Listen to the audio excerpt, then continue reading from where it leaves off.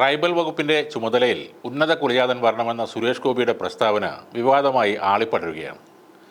നിലവാരമില്ലാത്ത പ്രസ്താവനയെന്നാണ് മന്ത്രി OR കേളു ഇതിനെതിരെ പ്രതികരിച്ചത്. രാഷ്ട്രപതി ദ്രൗപദി മുർമു ഗോത്രവിഭാഗത്തിൽ നിന്നുള്ളവരാണ്. രാഷ്ട്രപതിയെ സംബന്ധിച്ചും ഇതേ അഭിപ്രായമാണോ സുരേഷ് ഗോപിക്ക് ഉള്ളതെന്നും അദ്ദേഹം ചോദിച്ചു.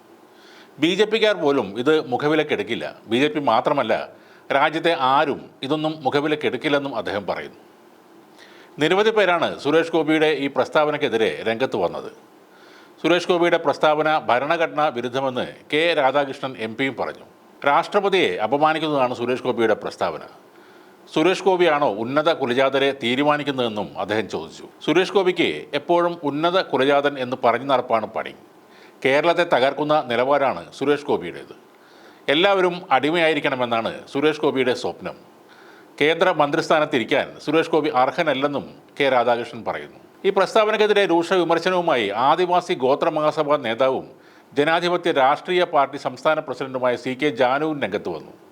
സുരേഷ് ഗോപിയുടെ പ്രസ്താവന ബാലിശമാണെന്ന് അവർ പറഞ്ഞു. ഞങ്ങളെപ്പോലെയുള്ളവർ അടിമകളായി എല്ലാ കാലത്തും തുടരണം. ഉന്നത ജാതിക്കാർക്ക് തങ്ങളെ അടക്കി ഭരിക്കണം. ഇതാണ് സുരേഷ് ഗോപി പറയുന്നത്. ഇത്തരം ചർച്ചകൾ പോലും ഉയരുന്നത് ഇന്ത്യക്ക് അപമാനമാണെന്നും CK ജാനു പറയുന്നു. ആദിവാസി വകുപ്പിൻ്റെ ചുമതലയിൽ ഉന്നത കുലജാതർ വരണമെന്നും തനിക്ക് ആ വകുപ്പ് വേണമെന്ന് പ്രധാനമന്ത്രിയോട് ആവശ്യപ്പെട്ടിരുന്നു എന്നുമായിരുന്നു സുരേഷ് ഗോപിയുടെ പ്രസ്താവന. ബജറ്റിലെ കേരളത്തോടുള്ള അവഗണനയെക്കുറിച്ചുള്ള മാധ്യമങ്ങളുടെ ചോദ്യത്തിന് നിങ്ങൾ എങ്ങനെ വേണമെങ്കിലും പ്രചരിപ്പിച്ചോളൂ എന്നും സുരേഷ് ഗോപി മറുപടി നൽകിയിരുന്നു. കേരളം നിലവിളിച്ചിട്ട് കാര്യമില്ലെന്ന പരിഹാസം കലർന്ന തരം താഴ്ന്ന പ്രസ്താവനയാണ് അദ്ദേഹം നടത്തിയത്.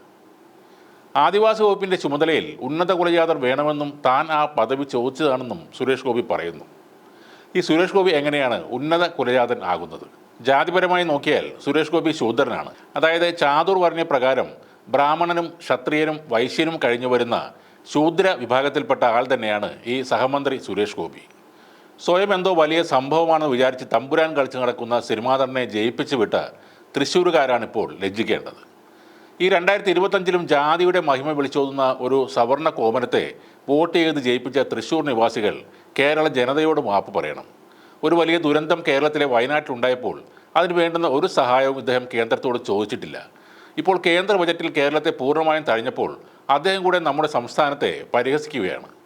സിനിമകളിൽ കണ്ട സൂപ്പർ ഹീറോ പരിവേഷത്തിൽ നിന്നും ഒരു കൊമേഡിയനായി മാറുന്ന സുരേഷ് ഗോപിയാണിപ്പോൾ നമുക്ക് കാണാൻ കഴിയുന്നത്.